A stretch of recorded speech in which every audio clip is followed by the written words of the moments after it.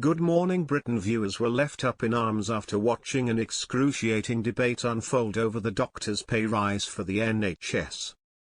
Good Morning Britain sparked fury as Ed Balls quizzed a guest on the backlash from NHS doctors over the latest government pay rise proposal. Last week, doctors denounced pay rises of up to 5.4% as derisory and threatened to take action in protest. The decision to award 1.4 million NHS staff including nurses, midwives and ambulance workers a smaller rise of 3.6% also provoked criticism.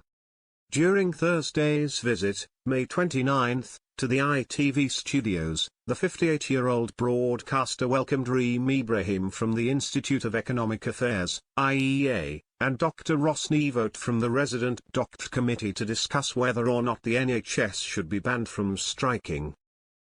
It didn't take long before emotions started to run high when the guest shut down ideas that doctors should receive a further pay rise following strike rumours. The pair began the discussion by dedating the current doctors' strike after Health Secretary Wes Streetling warned that resident doctors would choke the NHS by going back on strike. In a BBC interview, the MP urged resident doctors to work with the government and warned strikes risked hampering the process being made in the NHS. Reem argued that NHS doctors could receive a higher salary by looking closer at the social healthcare system as a whole. Ed Balls added, "The striking thing to me in that poll is that 40% of people do support the doctors going on strike even though it would mean cancelled operations and loads of disruption. Isn't that because people know junior doctors' pay fell behind year after year? They know that the resident doctors do very difficult work and don't get paid a big salary and actually they think they've got a fair case. Compared to 15 years ago, they get paid a lot less than private sector workers." Reem argued, "This is the fundamental point here. Public sector workers and the pay that they receive has to be seen in the context of public sector spending. We already spend £200 billion a year on the NHS. Ed interjected with, "Yes, in a labour market," to which she countered, "If it was in the labour market then it would be in the private sector, that's the point. This is a public sector."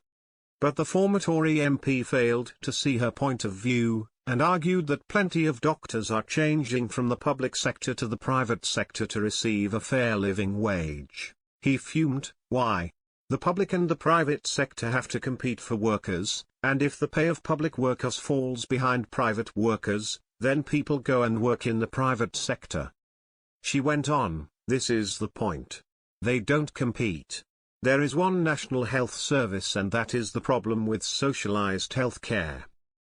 Ed pointed out, "There's plenty of people who work in the private sector. There are countries around the world advertising for doctors to relocate. Look, tell me if I'm wrong, but there are lots of doctors leaving the NHS to go and work in other countries around the world because pay has fallen behind. It's surprising to me to have someone from the Institute of Economic Affairs who doesn't believe in markets," he snapped. Reem: "I absolutely believe in markets, but the NHS is not a market, it's a socialized healthcare system. That is the fundamental point. If doctors want to be paid more, then let's look at a social healthcare system," Reem said. "Let's look at countries like Germany, the Netherlands, Sweden, Denmark that have public and private partnerships where there is competition." She added, "What I would like to see is the National Health Service as a whole, the spending that we're using at the moment, being used more efficiently." As the heated debate hit the headlines, viewers flooded to X, formerly known as Twitter, to share their disappointment at the fiery debate online. One user asked, "Why are they shouting?" As another agreed, "Why is Ed Balls getting angry here? So unprofessional." A third said, "This is excruciating," with another sharing, "Can you explain please why Ed Balls' questioning and response to the young lady was more aggressive than to the BMA representative? Seems to forget he's now supposed to be balanced as an interviewer and his political bias as a Labour minister put on the back burner."